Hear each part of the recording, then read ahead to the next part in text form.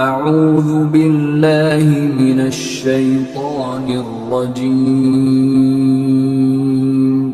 بسم اللہ الرحمن الرحیم۔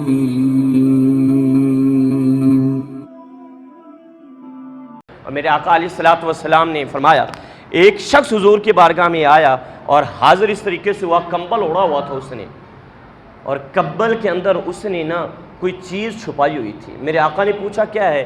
عرض کی یا رسول اللہ صلی اللہ علیہ وسلم، فلاں جھاڑی کے پاس سے گزر رہا تھا اور میں نے دیکھا کہ جھاڑی کے اندر سے بچوں کی آوازیں آ رہی ہیں، چڑیا کے بچوں کی آوازیں آ رہی ہیں۔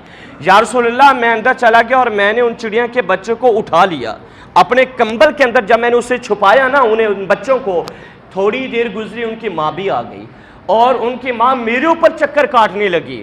میں نے اس کے بچوں کو زمین کے اوپر رکھا تو ماں ان بچوں کے ساتھ چمٹ گئی، چڑیا اپنے بچوں سے چمٹ گئی۔ یا رسول اللہ، میں نے چڑیا کو بھی پکڑ لیا، اس کے بچوں کو بھی پکڑ لیا اور اپنے کمبل کے اندر چھپا لیا اور آپ کے پاس لے کر آیا ہوں۔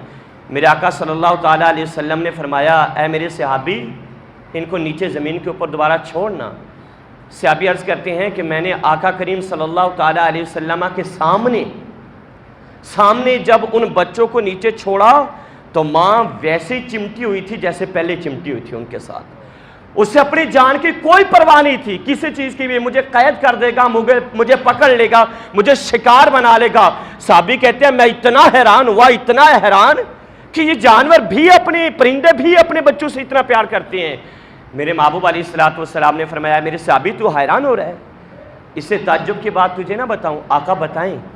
آقا کریم صلی اللہ تعالیٰ علیہ وسلم نے فرمایا، فوالذی بعثنی بالحق اللہ ارحم بعبادہ من ام الافراخ بفراخها۔ آقا کریم صلی اللہ تعالیٰ علیہ وسلم نے فرمایا، صحابی، اللہ کی قسم اور اس ذات کی قسم جس نے مجھے سچا نبی بنا کر بھیجا ہے، اللہ اپنے بندوں سے اس سے بھی زیادہ پیار کرتا ہے۔ من ام الافراخ بفراخها، اللہ کی قسم کہ جس نے مجھے اپنا سچا نبی بنا کر بھیجا ہے، رب تو اپنے بندوں سے اس سے بھی بڑھ کر پیار کرتا ہے، رب تو اپنے بندوں سے اس سے بھی زیادہ محبت کرتا ہے، اس سے بھی زیادہ ان کا استقبال کرتا ہے، اس سے بھی زیادہ جب بندہ اللہ کی بارگاہ میں توبہ کرتا ہے رب خوش ہوتا ہے، رب خوش ہوتا ہے، رب جانتا ہے کہ بندے کو پتہ ہے کہ میں اس کے گناہ کیا کروں گا، معاف کر دوں گا۔ مولا علی سے پوچھا، اے حضرت علی کرم اللہ وجہہ الکریم، آپ بتائیں کہ اللہ تبارک و تعالیٰ کی جب رحمتیں نازل ہوتی ہیں تو ساروں کے اوپر نازل ہوتی ہیں؟ اس کا خیال یہ تھا کہ شاید جو پرہیزگار ہیں ان پر تو نازل ہوتی ہیں اور جو گنہگار ہیں ان پر نازل نہیں ہوتی ہیں۔ آپ نے مثال دے کر سمجھایا۔ آپ نے دو برتن منگوائے، ایک تو بڑا صاف ستھرا تھا، ایک بڑا ہی میلا کچیلا تھا، بڑا میلا کچیلا تھا۔ آپ اس سے فرمانے لگے، دونوں برتن رکھ کر مجھے بتلا، اگر بارش برسے اور ان دونوں برتنوں کو کھلے آسمان کے نیچے رکھ دیا جائے تو مجھے بتلا دونوں برتنوں پر بارش ہوگی یا نہیں ہوگی؟ اس نے کہا جی ہاں بالکل ہوگی۔ فرمایا بس سمجھ جا، جب رب کی رحمتیں نازل ہوتی ہیں تو اللہ ساروں کے اوپر رحمت کرتا ہے، پھر آگے بندے کی مرضی ہے کہ اس رحمت کو سنبھال سکتا ہے نہیں سنبھال سکتا، اس رحمت سے فائدہ اٹھاتا ہے، اللہ تو رحمتیں دے رہا ہے۔ میرے آقا کی کتنی سونی حدیث پاک ہے، میرے محبوب نے فرمایا ہے، اللہ تبارک و تعالیٰ کا جو دست کرم ہے دست کرم، وہ رات والے گناہگار کے لیے صبح تک دراز رہتا ہے۔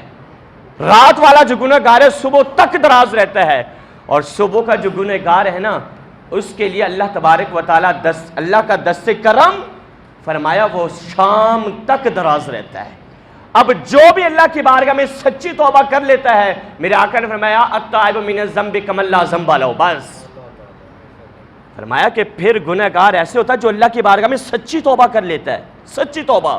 فرمایا کہ پھر گناہگار وہ گناہگار نہیں ہوتا، ایسے ہوتا ہے جیسے ماں کے پیٹ سے جنم لیا اس نے۔